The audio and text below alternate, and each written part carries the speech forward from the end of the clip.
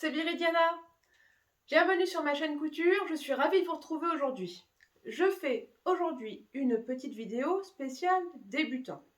Comme vous le savez, vous pouvez me retrouver sur Instagram avec le pseudo Viri Way of Life. J'ai un site internet vogol.fr et je suis coach couture pour Urban Ferry. Mais je suis aussi professeur de couture chez moi. Et je reçois en ce moment beaucoup de débutantes, voire de grandes débutantes. Et je répète à chaque fois la même chose. Et en fait, même pour les personnes qui ont déjà cousu avant, quand on enfile une canette, moi j'ai quelques petites astuces à vous donner pour que ça ne fasse pas de nœud et pour qu'on utilise le fil jusqu'au bout. Alors je vous fais voir ça tout de suite. Enfin, quand j'aurai fait un bisou à mamé, bisous mamé. Je vous explique comment, moi, j'enfile mes canettes et je n'ai pas de soucis. Alors, c'est parti!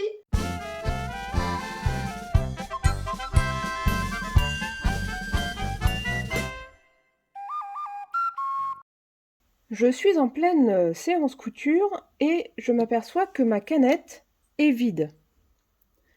Il va donc falloir que j'embobine cette canette pour pouvoir coudre à nouveau.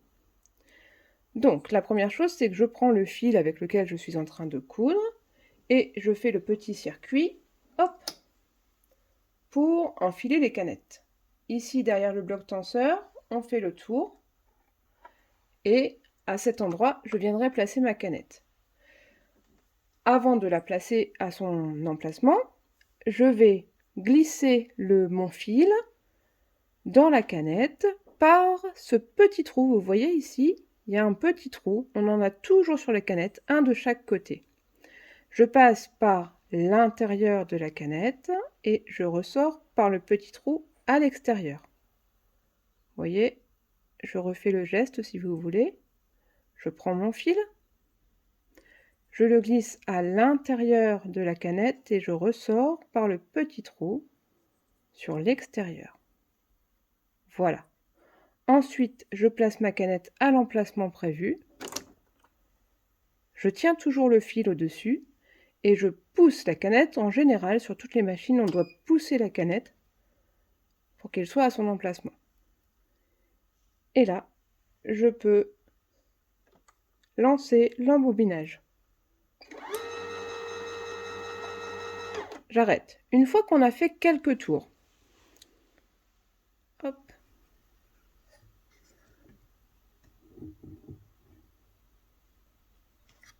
et que le fil est bien tenu par les autres tours de fil, je vais couper ce qui dépasse à environ 1 cm ou 1,5 cm. Pouf!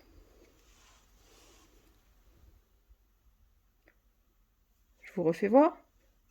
J'ai coupé le fil à 1,5 cm ou 1 cm au-dessus de la canette. Mais j'en laisse un petit bout. Et je peux poursuivre l'embobinage. Sur toutes les machines, ou quasiment, quand la quantité de fil commence à toucher la butée, l'embobinage s'arrête. La canette ne tourne plus. Bon, pour l'exemple, je n'ai pas forcément besoin de remplir la canette en entier, je vais m'arrêter là. Maintenant, je coupe le fil et je peux récupérer ma canette en décoinçant, clac, de la butée. Nous avons donc une canette embobinée avec du fil et un petit morceau de fil qui dépasse sur le dessus. Je garde bien toujours ce fil vers moi et je viens le poser. Hop, je déplace légèrement le pied.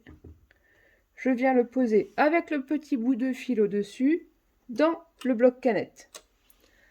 C'est exactement pareil quand on a des blocs canettes qui sont cachés sur le devant.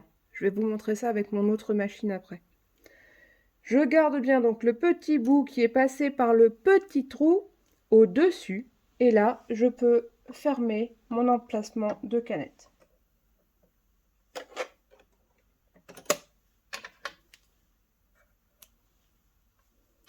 Je n'ai plus qu'à réenfiler ma machine.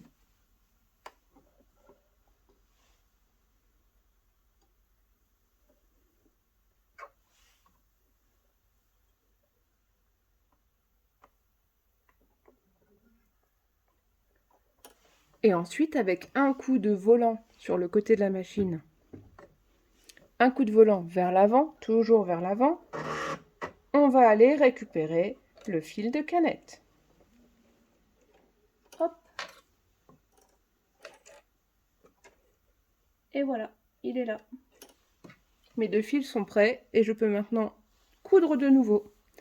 Je vous fais voir la même mise en place avec une machine différente. Voilà donc une machine mécanique qui a le boîtier de canette caché ici. Hop. Hop. Et donc il y a bien un boîtier pour placer la canette. Et bien, on le voit très bien avec la canette déjà en place. J'ai le petit bout de fil qui est bien face à moi quand je range la canette dans son boîtier. Le petit bout de fil est ici. Et ensuite, j'ai passé le grand fil dans les ressorts qui se trouvent là. Voilà. Hop, je remets en place jusqu'au clic.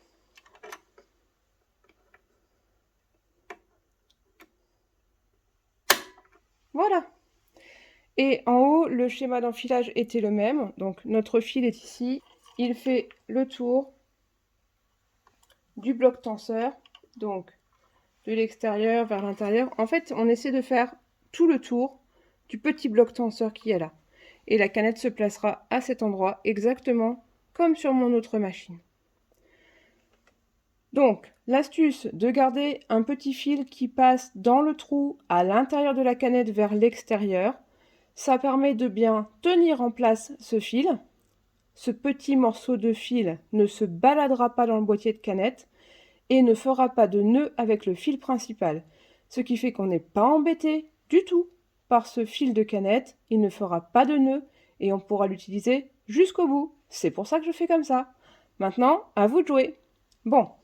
Si cette vidéo vous a plu, si ce conseil débutant vous a plu, si vous en voulez d'autres, n'hésitez pas à mettre un petit pouce, vous vous abonnez, vous cliquez sur la petite cloche pour ne pas louper les notifications, et nous, on se retrouve la semaine prochaine. Des bisous!